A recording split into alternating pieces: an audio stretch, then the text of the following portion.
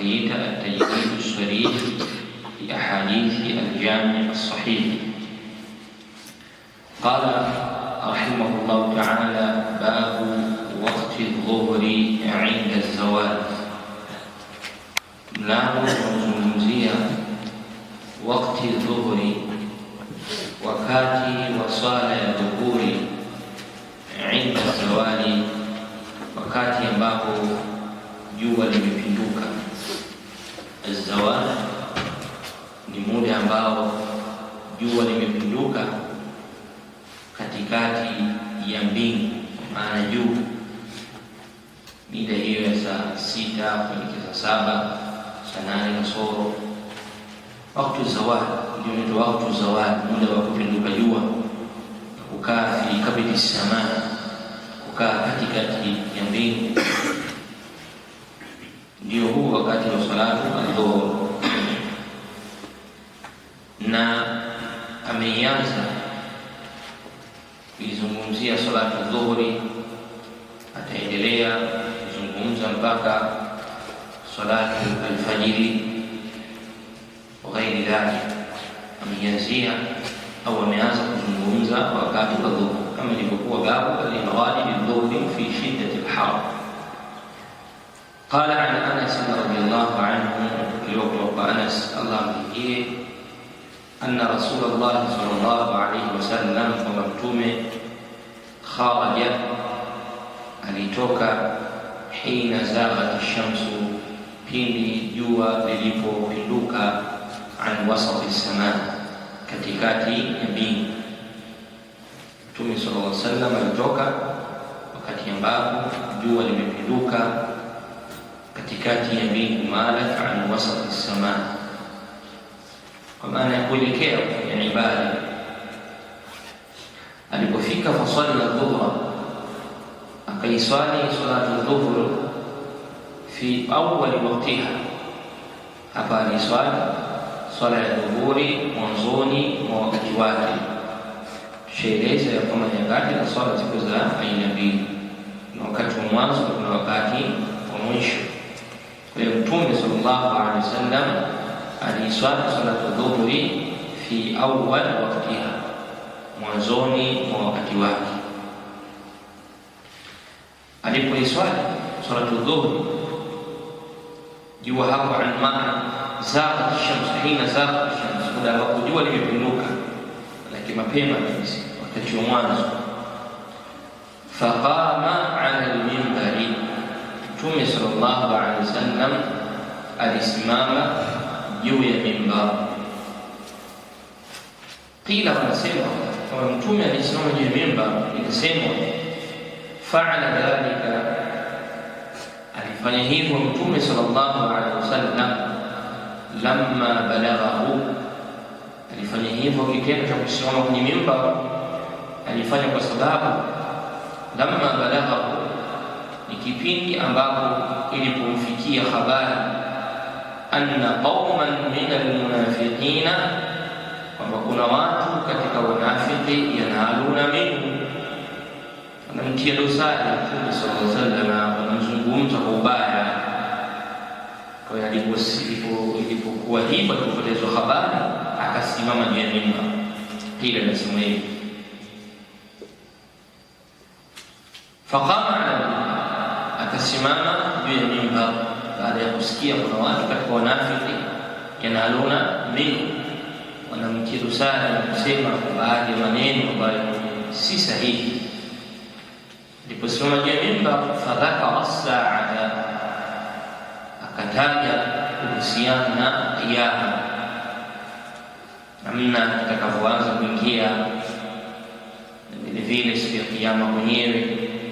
Akataja mambo yanayofungamana na kiyama. Fadhakara, akataja anna fiha umuran idhama, katika kiyama, fiha, ndani ya kiyama, umuran idhama, kuna mambo makubwa mazito yapo. Akayataja yote hayo, masaili yote yanayofungamana na kiyama, mazito, matukio makubwa. Mtume sallallahu alaihi wasallam akayataja. baada ya kumaliza kutaja masala ya kiyama Mtume sallallahu alaihi wasallam thumma qala kisha akasema man ahabba an yas'ala an shay'in anayependa an yas'ala an shay'in kuulizia kuna kitu chochote faliyas'al asiaulize mtu yote anataka kuuliza jambo lolote baada ya kusikia hali ya taja anasema faliyas'al basi aulize fala tasaluni an shay'in hamtuniulizia kwa kitu chochote illa akhbartukum isipokuwa nitakuelezeni ma dumtu fi maqami hadha muda wa kuwa niko sehemu yangu hii chochote nitakachoniuliza nitakwambieni. Kwa hiyo fursa ni ya kwenu na uwanja ni kwenu, niulizeni chochote mnachokihitajia muda wa kuwa niko hapa. Tunafahamu kwamba Mtume sallallahu alaihi wasallam anasema haya maneno kwa sababu ma yantiqu anil hawa in huwa illa wahyun yuha. Aliposema haya maneno fa akthara an-nasu fi al-bukai, watu wakakithirisha kulia. Fa akthara an-nasu, wakakithirisha watu fi al-bukai, kulia, wakaanza kulia. Nini sababu watu hawa kulia? Kauli ya kwanza inasema wamelia khawfan min nuzul al-adhab lighadabihi sallallahu alayhi wasallam. Kauli ya kwanza inasema hivi kwamba hawa watu walikithirisha kulia khawfan, kwa sababu ya kuogopea min nuzul al-adhab, kuteremka adhabu, lighadabihi sallallahu alayhi wasallam, kwa kule kuchukia kwake alayhi salatu wasalam, kwamba watu wanamsema wanafanyaje. Kwa hiyo akasema hayo, niulizeni chochote mkitaka, hamtoniuliza kitu chochote isipokuwa nitakuelezeni muda wa kuwa nipo hii sehemu. Watu wakaelewa kwamba kwa hali hii sasa kuna adhabu itateremka, kama ilivyokuwa au walivyokuwa baadhi ya masahaba wanapomuona Mtume sallallahu alaihi wasallam akasirika, basi mara nyingi wanajua panawezekana pakatokea jambo ambalo si zuri tena kwa umma ya Islamia. Na hili lilitokea Aisha radhiallahu anha, yeye na baba yake Abu Bakr as-Siddiq radhiallahu anhuma, ilipotokea baina ya Aisha na Mtume sallallahu alaihi wasallam, Abu Bakr alibidi ampige Aisha ile kiuno chake, ampiga akihofia, kwa nini unamuudhi Mtume sallallahu alaihi wasallam? Inawezekana ikateremka aya ukalaaniwa wewe, ikateremka aya ikathibitisha adhabu. Mpaka Siddiq akamwadhibu binti yake. Kwa hiyo kitendo cha Mtume kusidika kilikuwa moja ya sababu au sababu ya watu kulia. Sababu ya kwanza kabisa ni kwamba walihofia kuteremka kwa adhabu kwa sababu Mtume sallallahu alaihi wasallam amekasirika. Kauli ya pili inasema kwa nini walilia? Ya pili inasema ni khawfa mimma sami'uhu, ni kwa kuogopa kile ambacho wamekisikia.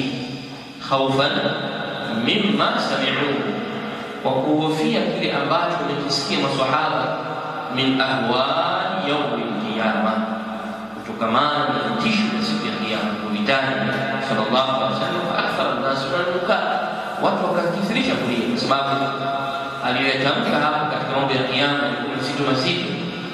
Kwa hiyo watu wakalia kwa sababu walisikia mambo kadhaa na mambo mazito mazito na makubwa. Kwa hiyo sababu mbili zinatajwa kwa nini maswahaba hawa walilia. Wa akthara an yaqulu, na Mtume yeye akakithirisha kusema wao wanalia kwa wingi na nini, lakini yeye akakithirisha anasema saluni, niulizeni.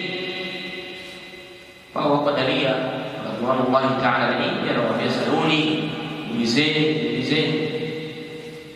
فقام عبد الله بن حذافة السهمي، فسمام عبد الله بن حذافة السهمي فقال، yeye akasimama akasema, man abi, ni nani baba yangu?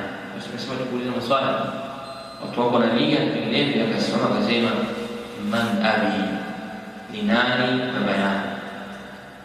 Swali hili zimekuja riwaya baadhi zimetaja Abdullah ibn Hudhafa as-Sahmi ana sababu zake kwa nini aliuliza swali, na katika hizo hadithi zinaonyesha kwamba annahu kana yut'anu fi nasabi, yeye alikuwa ni katika watu ambao wanatiwa dosari kwenye ukoo wake, kama vile ni mtu ambaye hajulikani baba yake.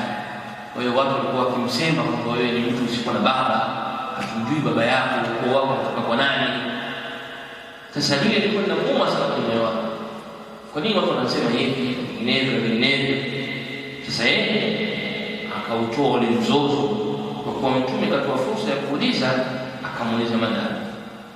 Kwa watu wengi wakifundisha kumsemea kwa ukoo wake, familia yake, yeye hana familia, hana ukoo, hapo man abi, inani baba yake? Qala, tunamwambia abuka Hudhafa, baba yako ni Hudhafa.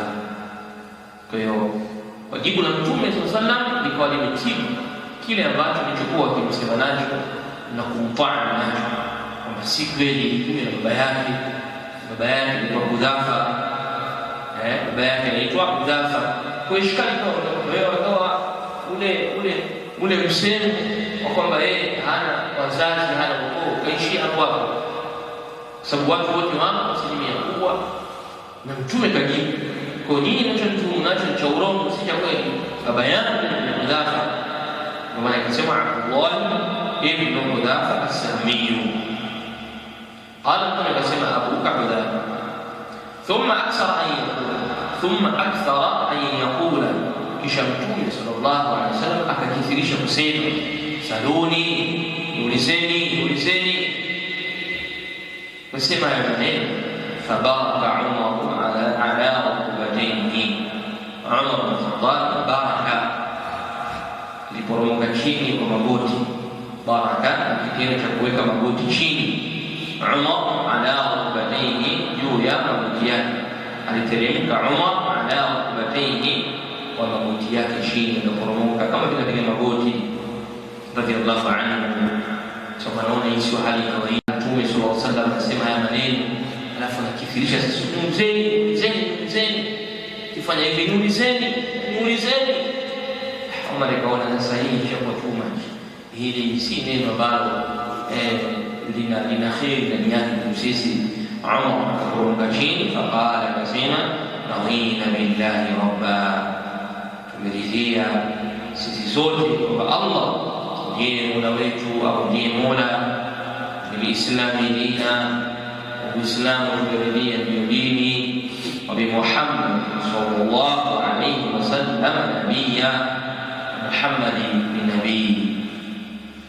Pia sema hayo maneno, fasakata, tumekanyamaza za kimya, hakurudia tena maneno, niulizeni. Umar alienda kutoa, akaukata mzizi wote. Ni hasira ya Mtume sallallahu alaihi wasallam na kwa maneno yaliyofikia dhidi yake, isiyokuwa na ukweli, isiyokuwa sawasawa. Kwa hiyo Umar akasema, radina billahi rabba, tumeridhia kwamba Allah ndiye rabban, ay ma'budan, ndiye mwenye kuabudiwa, ndiye mwenye kutegemewa, bilislami dina, tumeridhia kwamba Uislamu ndio dini. Inna ad-dina 'inda Allahi al-Islam, wa bi Muhammad sallallahu alayhi wasallam nabiyyan, tumeridhia kwa Muhammad alayhi salatu wasalam nabii. Hakuna mashaka juu ya hilo, alichokuja nacho ni cha kweli na anayoyasema ni ya kweli, la naqsa fiha, hayana mapungufu yoyote.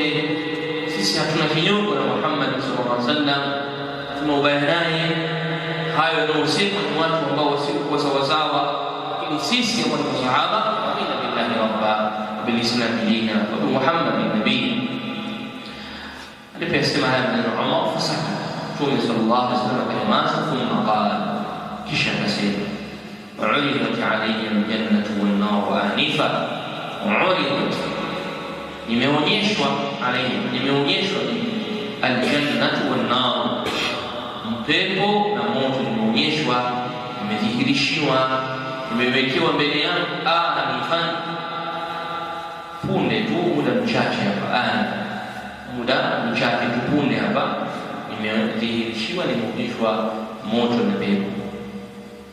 Qala sema fi 'urdi hadha al-ha'id, fi 'urdi ay fi nahiyati hadha al-ha'id fi al-jibal, upande wa ukuta, kwenye huu upande wa ukuta hapa, kwenye hiyo pembe ya ukuta hapo, nahia 'urdi ni upande au pembe ya huo ukuta, hadha al-ha'id, ya huo ukuta nimeonyeshwa pepo na moto, tuliona vyote. Falam ara kal-khayr wash-shar, sijaona vitu vizito kama vile kheri na shari, sijaona vitu ambavyo ni vizito vinavyoweza kumfanya mtu aingie katika pepo kama vile kheri, na sijaona vitu vibaya vizito vinavyoweza kumfanya mtu kuingia katika moto kama vile shari. Tumenamwambia hiyo sahaba, sijaona nini kama vile kheri na shari, sijaona vitu ambavyo vinaweza kumsaidia mtu imma ila aljanna wa imma ila an-nar.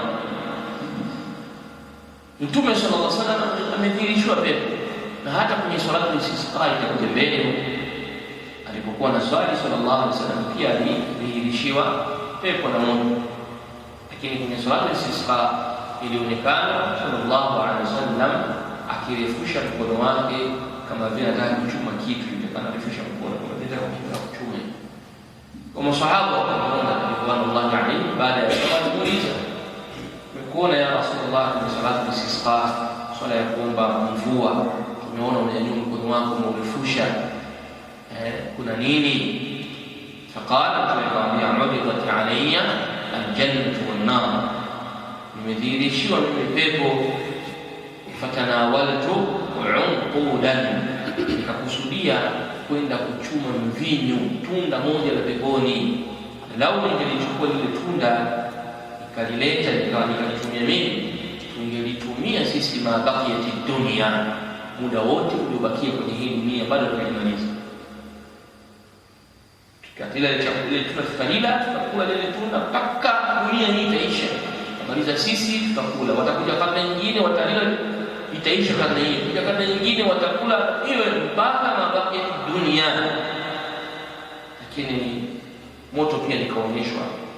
Kwa hiyo Mtume sallallahu alaihi wasallam, jambo la kuonyesha moto na pepo limetokea mara kwa mara, na hii ni ishara ya kwamba janna na nar mawjudatan haliyan, ni ushahidi wa wazi kwamba pepo na moto vipo hai sasa hivi, vishaumbwa na Allah subhanahu wa ta'ala. Sio eti kusema kwamba tukishakufa huko tukifufuliwa ndio vinaumbwa, vipo hai kabisa. قد تقدم بعض هذا الحديث في كتاب العلم، قد تقدم يمتموليا بعض هذا الحديث، بعض حديثين يمتموليا في كتاب العلم، من كتاب العلم لجميكا من رواية موسى، كما رواية موسى رحمه الله. لكن في هذه الرواية، لكن من الرواية هي زيادة ومغايرة الألفاظ، نكون مبادليك ومتمشي، مغايرة الألفاظ كنا مبادليك ومتمشي. عن أبي برزة رضي الله عنه قال، أبي برزة نسيمة قال: كان النبي صلى الله عليه وسلم alikuwa mtume uswali subha, alikuwa mtume akiswalisha au akiiswali asubuhi, wa ahaduna ya'rifu jaliza, na mmoja wetu humjua jalisahu, aliyekaa pembeni yake, giza lile kipindecho. Kwa hiyo tunaswali, ingia kwenye giza pale mpaka tunamaliza ile swala. Mimi nimekaa hapa na mjua kulia kwangu, nikimwangalia nimjua, nikimwangalia huko shote ninamjua. Wana kile kikao cha swala kwa kirefu, kwa tokeo unapoingia kwenye ile giza la ghalas, giza lile mpaka anamaliza wakati wa ghalas, mtume anamaliza kuswalisha, aliyekaa anamjua pembeni yake. Wayaqra'u fiha, anasoma katika salatu subhi ma baina 60 ila 100, kati ya aya 60 mpaka 100. Na swali shawali kati ya 60 mpaka 100 sallallahu alaihi wasallam, na umri wake wote alayhi salatu wasalam kusoma hiyo. Kwa hiyo mlango utakuja kuzungumzia swala al-fajr, lakini mahali shahid wa yusalli dhuhra, alikuwa na swali salatu dhuhra idha zalat ash-shams, likipinduka jua. Ndio mahali shahid wa hadithi, alikuwa ni swali dhuhra pindi ambapo jua linapokuwa limefanyaje, limepinduka. Wala asra, vile vile kuna swali salatu al-asr wa ahaduna, na mmoja wetu yadhhabu ila aqsa al-madinati, anakwenda mwisho kabisa mwa mji wa Madina, fayarji'u, na anaweza akawa ameenda na akarudi, washamsu hayyatun, na jua bado liko limenyanyuka juu. Shamsu hayyatun ay murtafi'an, na jua bado limenyanyuka juu, liko vile vile jua. Kwa hiyo maana yake alikuwa ni swali salatu al-asr, mpaka mtu anaweza baada ya swala al-asr au kile swali kile swala, mtu anaweza kwenda Madina mwishoni mji wa Madina na akarudi bado jua limekuwa murtafi'atun, limenyanyuka juu, liko kiwango chake kile kile, na halijapinda na kwenda kuzama. Na kwa ni swali za salatu al-asr fi awwal waqtiha, ndio maana yake alikuwa ni swali salatu al-asr mwanzo wakati wake, akiswali bado ile jua limesoma vizuri, halianza kwenda kwenye safari yake kuelekea upande wa magharibi kwenye kuzama. Wanasiya ma qala fi al-maghrib, Abi Barzata alisahau ma qala, kile alichosema Mtume fi al-maghrib. Wanasiya ma qala fi al-maghrib, amesahau kusema kwenye salatu al-maghrib kwamba ni muda gani kusali salatu al-maghrib. Inshallah tutakuja huko mbele kuzungumza. Qala, nasema wala yubali, Mtume alikuwa la yubali, hajali kabisa bitaakhiri al-ishai, kuichelewesha salatu al-isha, kwa hajali ila thuluthi al-layli, mpaka theluthi ya usiku, mpaka theluthi ya usiku. Usiku unapoingia na unapomalizika, muda ule unapoingia usiku, ya leo umeingia usiku saa 1 kabla ya dakika 20 au 15, kutufaradhisha kuingia saa 1 usiku, unaondoka na kumalizika labda saa 11 na dakika labda 50 au 45. Kwa hiyo kuanzia saa 1 mpaka saa 11, haya masaa ya katikati ya leo kutatu. Kwa ile sehemu ya kwanza ni thuluthul layl, sehemu ya mwanzo kwa ibada ni thuluthul layl. Thuluthul layl kwa maana kwamba utaweza kuona kwamba alikuwa anachelewesha salatu al-isha wakati mwingine. Kwa kwetu sisi shule mbali wao, kwa kwetu sisi yaweza kwenda mpaka saa 3, thuluthul layl. Kwa hiyo Mtume alikuwa hajali, mwingine anachelewesha salatu al-isha mpaka thuluthi ya usiku ndio watu waswali, na wanaondoka watu baki wanasubiria msikitini pale magharibi mpaka isha, wanasubiria mpaka kwenye thuluthul layl ambao ni atama al-atama. Thumma qala, kisha pia Barza anasema ila shatri al-layl, na wakati mwingine anachelewesha mpaka nusu usiku, ila shatri, mpaka nusu usiku, saa 5 huko kama dakika kadhaa, saa 5 6 kasoro, ila shatri al-layl, mpaka nusu usiku bila swali salatu al-isha. Kwa hiyo ndani ya hadithi hizi mbili imetajwa wakati wa salatu dhuhur, kwamba muda wa salatu dhuhuri ni hina zawal au hina zaat shamsu, pale ambapo jua linapokuwa limeondoka, limemili, limekaa katikati pale, fi kabili samaa, katikati pale kiokani. Kwa hiyo kwa hadithi hizi mbili na hadithi zilizopita kwenye darasa lililopita zinadhihirisha kwamba ikiwa patatokea chochote katika vizuizi vya kuitekeleza salatu al-isha kwa wakati wake, tunaruhusiwa tuipeleke mbele salatu dhuhuri mpaka pale kuona mbingu au joto limepungua, tunakwenda mpaka ule wakati wa mwisho wa salatu adhuhuri tuniswali. Kwa hiyo huu ndio wakati salatu adhuhuri, na unategemeana na mimi na mimi na watu hivyo tunapinduka saa 6:10 kwa hiyo wao wanaswali salatu adhuhuri bila hiyo, na kuna sisi huko inakwenda mpaka saa 7 nyingine saa 5:08 huo unakuwa muda dakika 10 ndio unakuwa muda wa kuswali salatu adhuhuri. Salatu adhuhuri na dhuhuri huu wakati ni wakati wa mchana, wakati wa mchana. والله تبارك وتعالى أعلم. وصلى الله على محمد وعلى آله